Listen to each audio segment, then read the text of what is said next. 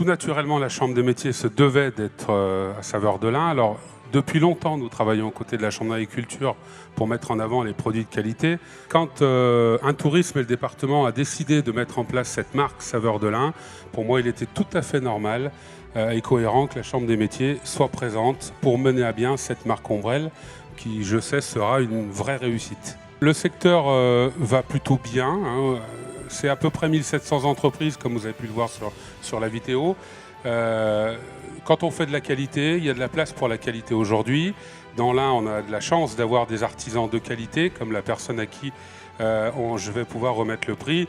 En plus, maintenant qu'on a un champion du monde du pâté croûte, un artisan, je pense qu'on peut en être très fier. Donc oui, l'artisanat de bouche se porte plutôt bien dans notre beau département. Nous, notre rôle, la Chambre des métiers, c'est d'aider à se créer, à se développer, à perdurer et de faire de la qualité. Notre rôle, c'est vraiment de se mettre au service de ces entreprises pour les aider, comme par exemple à être présents à Saveur de l'Ain, comme d'autres opérations. Voilà, surtout leur enlever toutes les contraintes du quotidien pour qu'elles puissent mener à bien leur travail et faire encore une fois de la qualité. La boucherie-charcuterie Penin-Gilles, représentée par Gilles Penin, qui est artisan. L'AOP du bœuf de Charolles, c'est donc cahier des charges, c'est le respect de l'animal, qui est né et élevé dans la région de Charolles, qui a un herbage assez nourrissant, donc bêtes grasses, enfin un herbage gras. Il faut bien faire profiter des bêtes comme il le faut, bien soigner nos clients.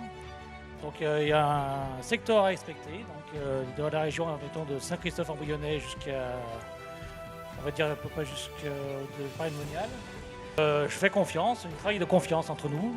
Donc il sait très bien comment je travaille, donc il sait qu'il ne faut pas nous servir n'importe quoi pour nos clients. Donc on est bien. On ne trompe pas un boucher, on ne lui vend pas n'importe quoi. J'y vais 2-3 fois dans l'année quand même les voir, de manière à suivre un petit peu le monde agricole. Et alors votre métier, vous, c'est la maturation de la viande. Voilà, je laisse à peu près 3 semaines en chambre froide, au moins mes carcasses maturées. 3 semaines en chambre froide. Voilà. Eh bien, parce qu'elles ont mangé naturel, donc on peut laisser 3 semaines, voire beaucoup plus encore. Voire plus. Ah oui. Plus on laisse, mieux c'est. Parce que c'est bien élevé, mangé comme il faut. Elles ont bien été nourries. On fait des métiers de bouche. Alors, je vais vous laisser aller, messieurs, juste devant le photocall pour la petite photo souvenir. Voilà, pour nos confrères du Progrès, bien évidemment, vous retrouverez sur leprogrès.fr et également sur l'édition papier du Progrès toutes